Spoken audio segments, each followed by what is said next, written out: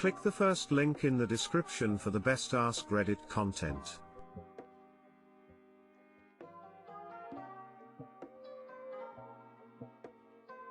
Today I fucked up by accidentally growing worms in my shower. So context: I am a biologist, so I try to be a good bitch for Mother Nature and buy things without packaging, organic etc etc. For the last year or so my face has been reacting to something poorly, so I haven't been washing it with the normal face scrub I use, just soap and water. The face scrub I usually use is an oatmeal bar which I keep in a container on the top shelf of my shower. The other day I was having a shower and I noticed some black worm things on the second shelf of my shower. They weren't huge, about the size of an ant. No matter, I'm fine with having a few wormy shower friends and I'm not particularly bothered by it. It does occur to me that there may be more worms though. There is a hard number limit to the number of worms I can shower with. So I start to look around the shelves, and realize there are many wormy worm friends congregating around this container. With reluctance and some horror I open it to see my moldy face wash with at least 40 worms inside. I ended up throwing the whole thing out and rinsing the shower down with bleach. Check on your organic products friends. Check on them regularly. Too long didn't read, didn't use my face wash bar in a while, found about 40 worms inside. Horrifying. I've worked around so many parasites that I just don't trust worms anymore. Didn't even think the worms could be inside me until now. I will not be sleeping tonight. I'd literally I'd be so paranoid to shower in there again. You're brave. Just get the face soaps that are already in pre-bottles for you to squeeze out just so nothing can crawl in. I know, from now on I will. It wasn't worth it. Embarrassed smiley face. The bleach part made me laugh out loud. Take that motherfucking nature. Same, Op was not a good bitch. I'm more concerned that you found worms in your shower and at first went, oh yeah, that's fine.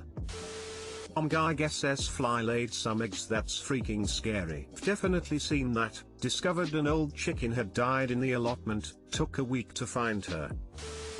Today I fucked up by masturbating with the window open. So this happened about 3 hours ago and I've yet to recover from it. So a bit of backstory. Me, my family and my aunt's family are currently on vacation together, living in the same hotel room to let, but in different rooms. In our room there is a window exactly over the toilet seat in one of the bathrooms. So today, as my parents were away and my sister was taking a shower in one of the bathrooms, I decided it was a good time to fap one out since I haven't been able to in over 12 days. That's right, 12 days. So I go into the bathroom and take a seat in the toilet, but before I did, my dumbass thought it was a good idea to open the window to let some fresh air in. Nothing dangerous, right? So I open this account, my naughty little throwaway that is full of porn. So I'm going down in business while scrolling through endless posts of porn. I hear a noise, but for some reason I do not stop what I am doing. The noise keeps getting louder and I am now realizing that this noise is actually steps. As the noise stops I look up in the window and I see my aunt's face looking directly at me. Fuck.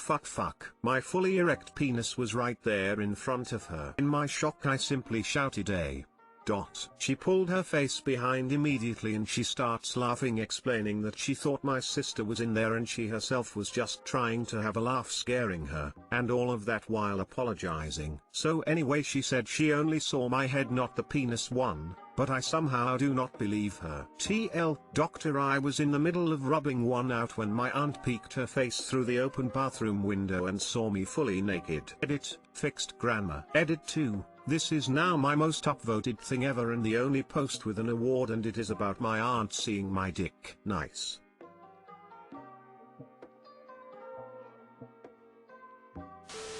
If aunt didn't wank you off, you haven't watched enough porn. But, did you finish? Now we have the real question. Sounds like you're not the only one yet to recover. That's what I'm afraid of. Upvote for holding it in for 12 days, what a trooper. Yep, so my aunt sees me plus blue balls. At least you were using a sock. Preserved your dignity. Lol, I'm not sure which is more funny. In my sock I shouted out hair, or in my shock I shouted out hair ye.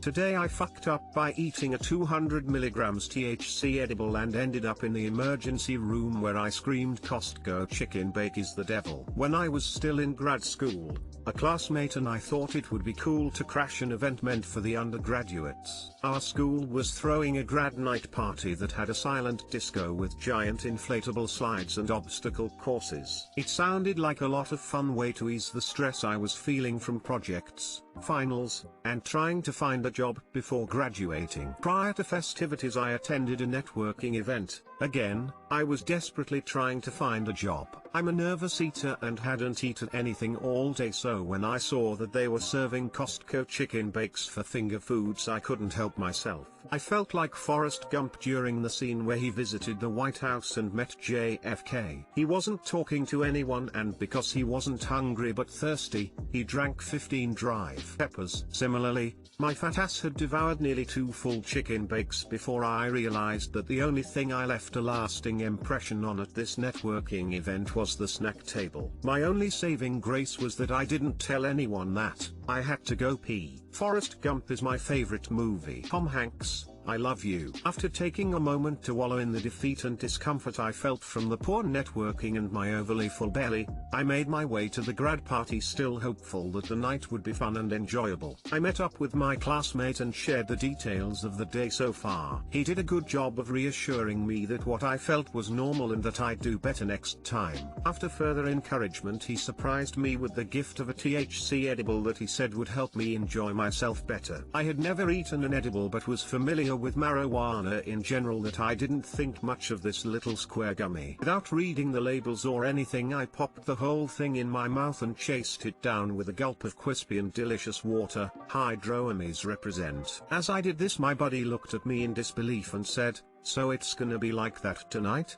Well, okay then." He then took his gummy in a similar fashion, but I was confused as to why he had said this to me. When we got to the football field, it was still early enough in the evening that barely any students had gotten to the party. The undergrads were most likely pre-gaming, as this was supposedly a dry event. Next hour and a half was magical. There were no long lines for the giant inflatable slides or the obstacle courses, and the silent disco was dope AF. There we were, 2 older grad school guys in a growing sea of young undergrads. We didn't care. I had a stressful day and was glad that I could finally let go and dance like a goofy chicken. I was dancing my little heart out on the AstroTurf when the edible hit me like I got ran over by Forrest Gump on the football field. I suddenly felt nauseous and was losing control of my motor abilities. My legs began to feel like jello, so I quickly made my way off the field and took refuge behind an inflatable slide where I began vomiting and convulsing. Not wanting to make a scene, I literally crawled my way over to a small grass hill where I laid in the fetal position and continued to vomit uncontrollably. At first I was wondering where all of this vomit was coming from when I remembered the chicken bakes I had eaten earlier that had felt like an eternity ago by now. Thankfully,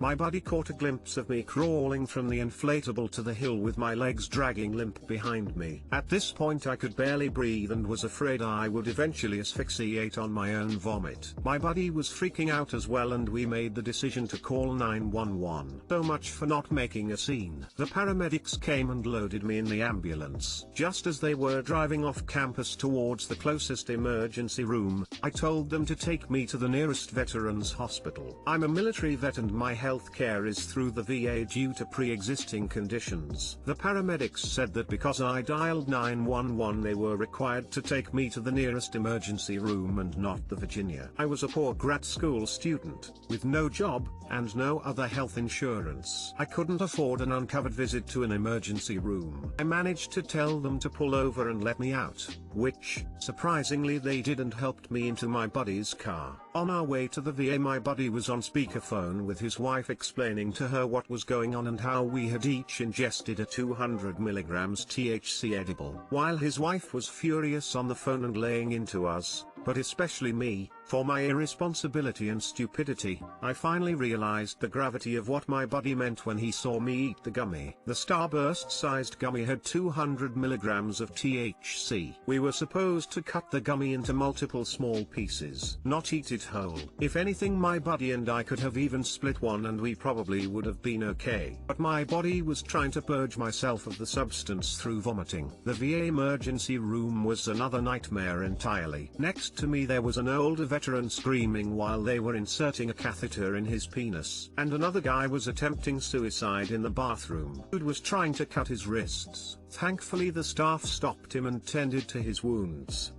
I kept vomiting everything I tried putting down, from water to crackers, and every wave of puke was accompanied by the remnants and regurgitated flavor of Costco chicken bake. I was still high as a kite from all of the THC, and although I was in immense pain, I was loopy as hell. I don't remember much anything else from the night after being admitted. I eventually passed out and woke up to a social worker asking why I tried killing myself in the bathroom. I corrected her and said that it was the other dude who did that. Told her I accidentally overdosed on an edible. She simply replied, "It happens, hun, feel better." She was super chill. All of the nurses who took care of me throughout the night came by to check on me and see how I was doing. Told them I felt much better and they asked if I remember anything from the night before. I told them what I could recall and they asked if I remembered screaming chicken bake is the devil over and over again, just like the scene where Charlton Heston screams Soylent Green is people. I blushed with embarrassment as I remembered my words, but the doctors and nurses laughed at me and said it was kinda cute, adorable. As you might have guessed, my buddy who dropped me off at the hospital was also high as balls when he drove me, which was super dangerous, and I don't recommend driving under any influences. But I think him seeing me in that state sobered him up quick. That evening goes down as one of the worst nights of my life, but I learned some important life lessons. To not take myself too seriously. To read labels very carefully. Costco chicken bake is the devil. Too long didn't read. I took an edible that I didn't know had 200 milligrams of THC. Ate way too much Costco chicken bake prior to the edible. Ended up in the ER where I kept screaming Costco chicken bake is the devil. Have you eaten a chicken bake since? It took 2 years for me to find a chicken bake remotely appetizing again. Night was too traumatic and left my stomach and throat in so much pain.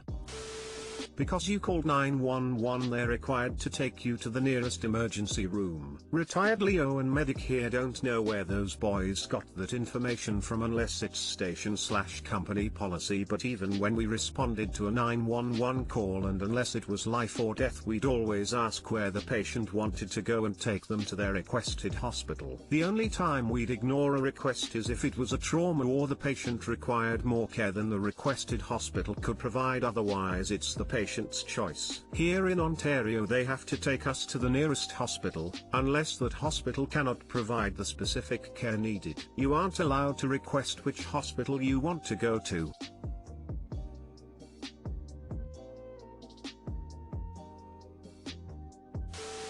I did something similar. I was given a box of baked goods and told to eat, max, 2 pieces given the amount. I was full of myself and said, I have experience with smoking, which eating is very different. 7 pieces later. I should have puked it up, but I have a stomach of iron and kept it in my system. It was awful, stoned in bed for 2 days, it was coming out of my pores, my farts were beyond awful, disgusting. I couldn't touch the stuff for years and still don't like it for myself. I'm fine with others using. Coming from the UK, this reads like a horror story. Ambulances that are required to take you to ER and nowhere else. ER visits that can bankrupt you. Bankrupt you. A veteran who the country supposedly gives a damn about. Ambulance pulling over so that your high as a kite friend can drive you instead. Literally everything about the mental image of your visit to the VA. Your country is fucked up, man. I totally agree, my country is pretty fucked up, and I served in the military to protect our fucked up ways of life.